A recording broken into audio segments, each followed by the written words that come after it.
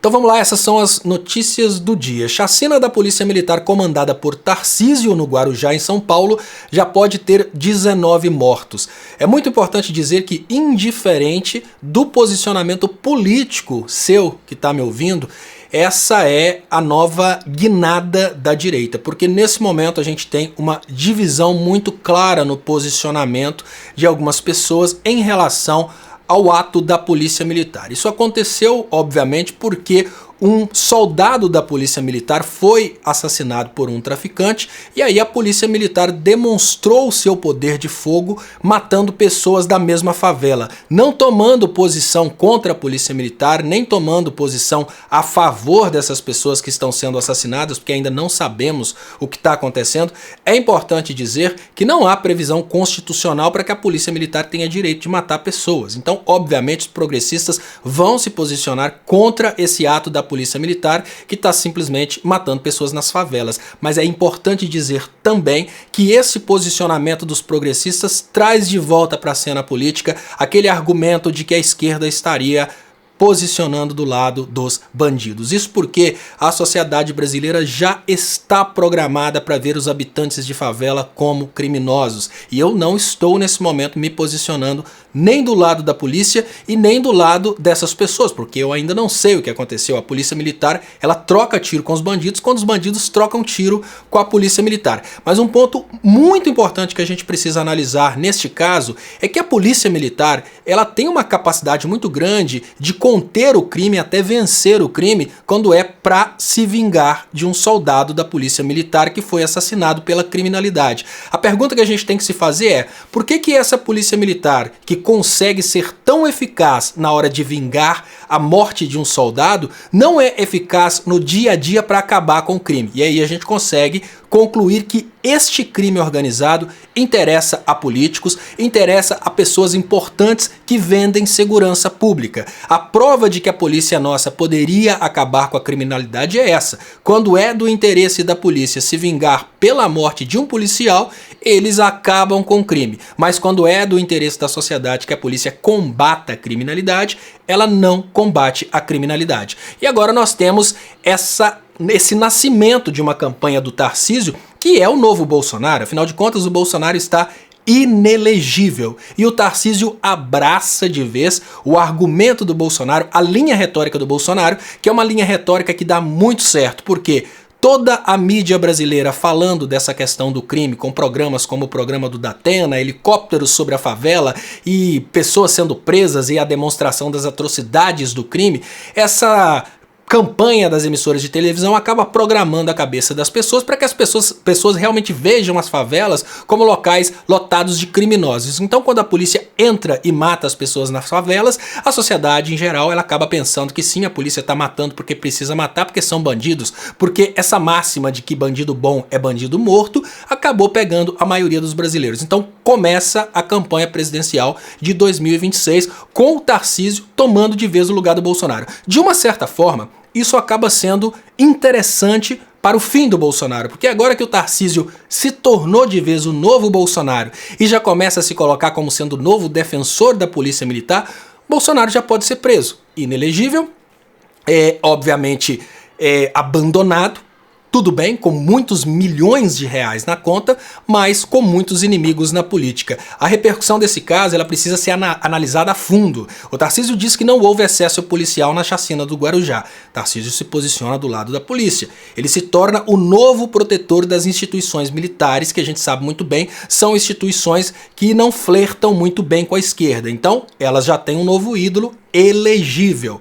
Letalidade da Polícia Militar de São Paulo aumenta 11% nos 6 primeiros meses do governo Tarcísio. Sim, o que o Tarcísio quer levar para os seus eleitores é a ideia de que ele é um cara enérgico e principalmente dizer que ele vai levar isso para o Brasil inteiro. A morte dos criminosos. E lembrando, a sociedade não é humanista como são os progressistas. O povo comum acha realmente que bandido bom é bandido morto. Então temos aí uma ruptura muito grande nessa comunicação com a sociedade brasileira. De um lado, temos o Tarcísio falando que bandido bom é bandido morto, se posicionando do lado da Polícia Militar, e já na esquerda nós temos uma pressão muito grande para que o Lula, o Flávio Dino, o governo Lula se posicione do lado dos direitos humanos. E mais uma vez a mesma história se repete. Helena Chagas vê Tarcísio blindado na chacina do Guarujá e governo Lula cauteloso demais. O problema é que no momento em que o governo Lula se posiciona do lado dos direitos humanos, toda a ladainha de que o Lula estaria do lado dos bandidos volta e aí o bicho começa a pegar, porque a direita passa a ter novamente um poder argumentativo muito grande para dizer que o Lula seria aliado dos bandidos. Aquela conversinha de que o Lula manda roubar celular, toda essa bobagem volta. Flávio Dino sobre chacina policial no Guarujá. Ele se posicionou e disse que houve uma reação que não parece proporcional. Então, é um posicionamento muito cauteloso, mas o posicionamento da esquerda em geral é um posicionamento contra a polícia. Isso a gente consegue ver tanto em políticos, né, disse a Jandira Fegali, não podemos normalizar o horror, diz Jandira, e ela não está errada. Eu tô falando com você sobre técnica de comunicação e como tá nascendo o novo Bolsonaro, mas ela não tá errada. A gente não pode olhar para todas as pessoas que foram assassinadas e já imaginar que são bandidos, mas aí eu falo com vocês, a esquerda comunica e diz que é uma chacina da PM. Nós ainda não sabemos o que aconteceu. E se a polícia militar consegue provar, por exemplo, com imagens, que aquelas pessoas que morreram estavam trocando tiros com a polícia e que aquelas pessoas que morreram já estavam sendo procuradas pela polícia, cai por terra o argumento de chacina e eles vão ter um argumento poderosíssimo para começar a campanha do Tarcísio. E aí, mudando de assunto agora completamente, nós tivemos um debate que está acontecendo para tentar criar euforia nos argumentos da direita, mas essa euforia ela traz uma revelação do que foi o 8 de janeiro. Agora os militares estão tentando culpar o governo Lula pelo terrorismo do 8 de janeiro. Segundo os militares, o Lula não utilizou corretamente a Polícia Federal para reagir contra o terrorismo do dia 8 de janeiro. Já o chefe da Polícia Federal, o diretor-geral, rebate o exército e diz que houve complacência com os acampamentos golpistas. Olha pessoal, agora a gente consegue entender exatamente o que aconteceu. Os militares, eles estavam tentando um golpe. Obviamente esse golpe deveria ser aprovado e apoiado por uma potência como por exemplo os Estados Unidos. Quando eles perderam o apoio dos Estados Unidos, eles partiram para uma tentativa de derrubar o governo Lula através de uma isca. Essas pessoas foram enviadas para invadir e destruir os prédios públicos. A intenção dos militares golpistas e do Bolsonaro naquele momento é que essas pessoas fossem realmente recebidas a tiros pela Polícia Federal. Se essas pessoas fossem recebidas a tiros pela Polícia Federal, o Lula caía no outro dia, porque eles iam obviamente divulgar para o mundo inteiro que o governo Lula recebeu a tiros manifestantes desarmados que fariam uma manifestação pacífica. E sabe por que fariam uma manifestação pacífica? Nós só tivemos a oportunidade de ver o terrorismo acontecendo porque não tivemos uma reação da Polícia Federal. Se a Polícia Federal tivesse reagido a tiros contra os manifestantes, obviamente as destruições não teriam acontecido e sem as destruições eles não seriam terroristas, eles seriam manifestantes pacíficos. Era essa a estratégia, principalmente porque no direito internacional e também na Constituição brasileira nós não temos nenhuma brecha para que os prédios públicos sejam protegidos às custas das mortes de pessoas. Obviamente a única coisa que a Polícia Federal poderia fazer naquele momento seria aquela proteção através de escudos. A gente não tinha pessoas suficientes para isso, até tentaram, não deu certo. Então neste momento a gente consegue entender que foi uma grande armadilha contra o governo Lula. A intenção dos golpistas, principalmente das articulações militares, é que aquele gado fosse recebido a tiros para derrubar o governo Lula por uma ofensa aos direitos humanos, assim como fizeram obviamente com Gaddafi e com outras pessoas. Nós tivemos vários eventos como esse na política internacional, em que governos foram praticamente encurralados para reagirem. E é muito importante dizer que o Eduardo Bolsonaro chamou uma invasão para a embaixada da Venezuela, exatamente tentando forçar a Venezuela a receber os invasores a tiros para depois justificar isso na mídia internacional. Então são armações que vão acontecendo e que a gente vai conseguindo perceber aos poucos. Obviamente, essa análise a respeito da intenção de que os militantes bolsonaristas fossem recebidos a tiro é uma análise minha. Eu trago aqui, trouxe em primeira mão no Léo ao Quadrado, mas porque eu tenho coragem de ir um pouco além. Comissão de Ética da Presidência abre processo contra envolvidos em escândalo das joias de Bolsonaro. Processo muito importante, principalmente porque quanto mais a gente tiver desdobramentos desses processos relacionados ao patrimônio, mais a gente vai colando o Bolsonaro inelegível na ideia de que ele é um corrupto para ser realmente abandonado para poder ir tranquilamente para a cadeia. E principalmente a possibilidade da condenação da Michelle Bolsonaro também para que ela se torne inelegível e para que essa festa acabe de vez. Agora eu queria falar com vocês aqui nesse resumão que o Moro pela primeira vez falou uma coisa que sob o aspecto estratégico acaba fazendo sentido para o governo Lula, mas é muito importante dizer que ele não fala isso pelo aspecto estratégico, ele fala pelo interesse dos mais ricos.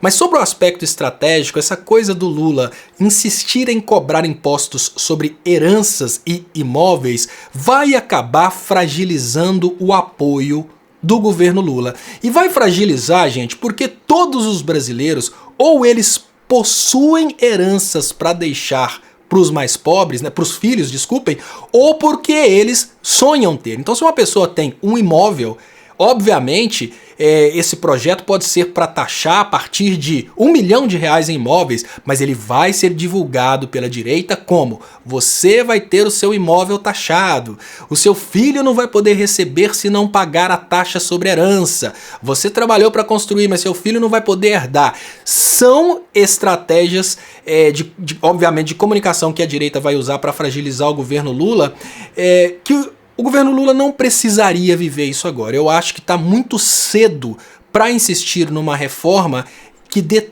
tanto argumento para a oposição. E principalmente por isso, quem não tem imóvel sonha ter. Quem não tem nada para deixar de herança sonha ter. E para a pessoa, e eu falo para vocês, para a pessoa aquilo que ela tem é o patrimônio dela.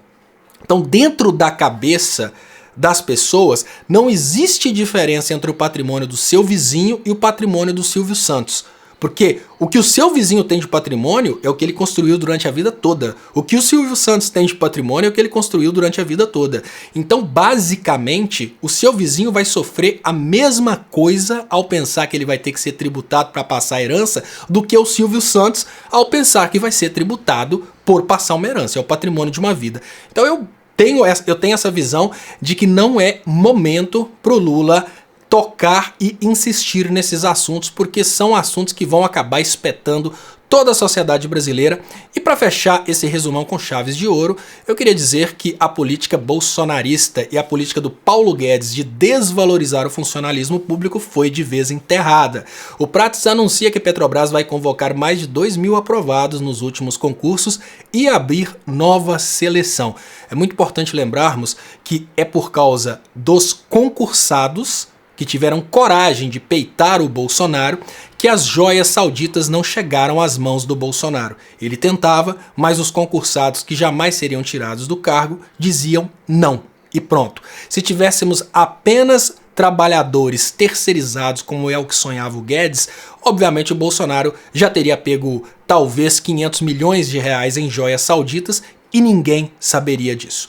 Muito obrigado para você que acompanhou até aqui e até mais tarde.